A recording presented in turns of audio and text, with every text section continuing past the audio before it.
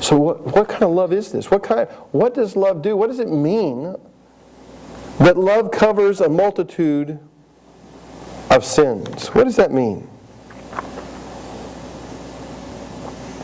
Well, see, I think lavish love means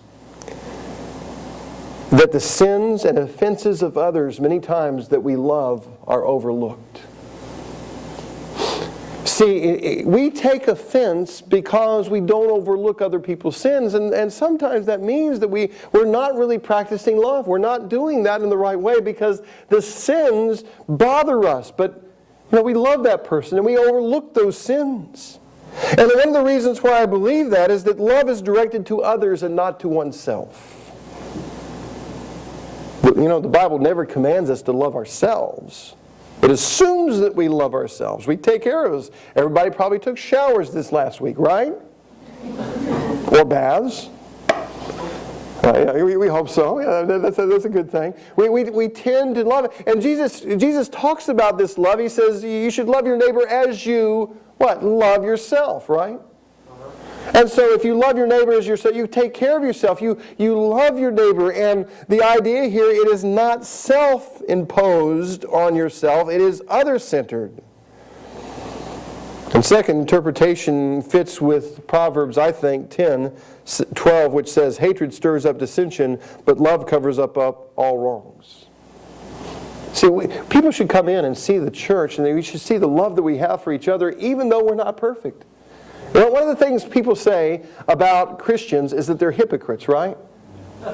That's what people talk about us. And one of the things we say that Christians do get in the way sometimes. But hypocrites is when you deny something about yourself and try to act differently. But we as Christians, we don't deny we're sinners, do we? Remember when I said dependent prayer? We're dependent on God. We need God's help. It's the Christian that denies that he is a sinner and denies that he is struggling or fighting sin day by day by day and that needs help and that he doesn't want to extend forgiveness or he doesn't want to extend love is the one that's the real hypocrite. I pray that the church would show that we love each other and we care about each other. We don't just want to argue with each other. Some places I think in churches, the gift of argumentation is what is prominent in the church. I had someone that I knew that someone said they had the gift. What was the gift? The gift of alienation.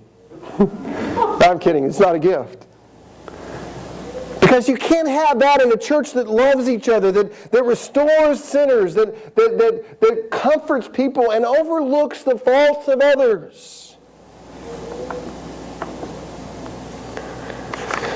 Then we have what I would call joyful hospitality. It says in verse 8. Let me just say in verse 9. It says, "Show hospitality to one another."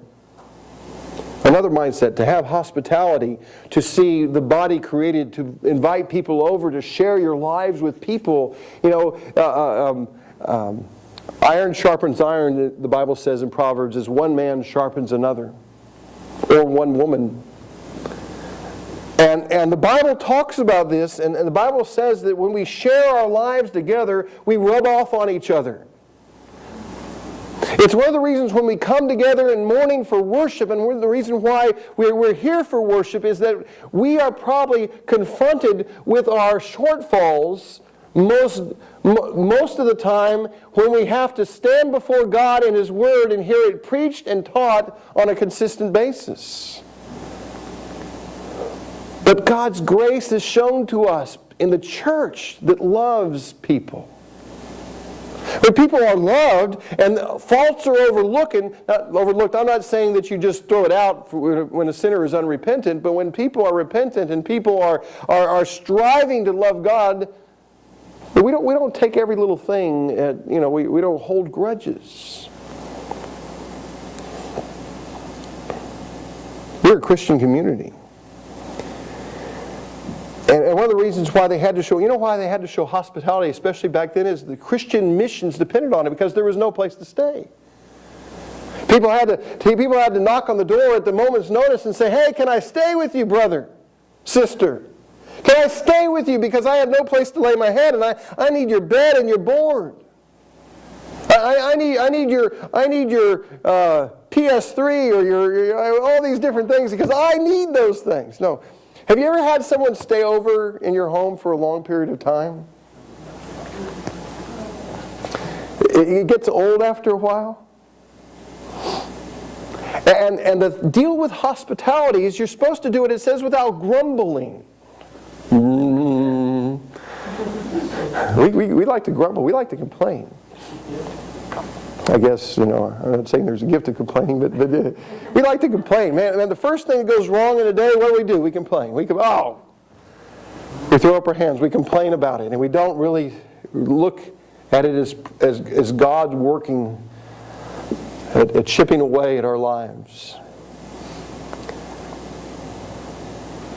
There was the quote that I want to see if I can find it here that I found just recently today. It says, "Some folks make you feel at home. Others make you wish you were at home." See, hospitality makes you feel at home. Because when someone comes to live with you for a while, guess what? They're going to eat your food. They're going to pet your dog. They're going to use your TV. They're going to do things that may inconvenience you, and you should do that without grumbling because that's where the church makes the disciples that it has commanded to make. As we build healthy relationships, hospitality became one of the most important aspects of a church's life. As they lived together, as they opened up their homes together, as they shared meals together, as they talked together, as they loved each other together.